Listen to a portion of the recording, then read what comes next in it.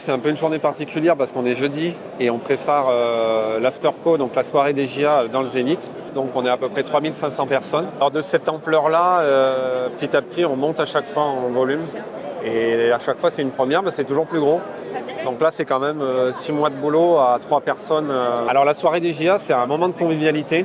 Et l'idée, voilà, c'est que ça profite à notre réseau, mais aussi qu'on s'ouvre sur l'extérieur, donc à d'autres jeunes qui ne viennent pas forcément de l'agriculture, de casser cette image un peu arriérée et dépoussiérer le milieu. Et aujourd'hui, la nouvelle génération a quand même envie de profiter de la vie, d'avoir des samedis, des dimanches, des soirées. Et du coup, pour modifier son exploitation et sa façon de travailler,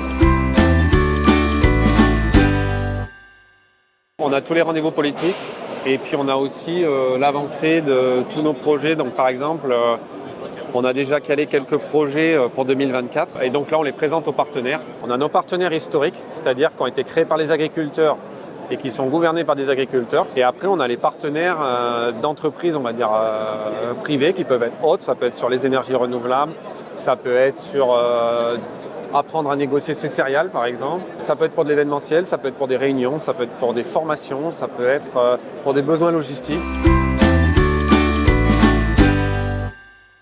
Il faut apprendre à communiquer avec son métier. Donc ça, je pense que c'est quand même très très important. On ne parle pas de la même façon si on parle à son voisin que si on parle à un repas de famille, que si on parle devant une assemblée, il y a 100 personnes par exemple. Et je pense que les jeunes doivent se former à apprendre à parler.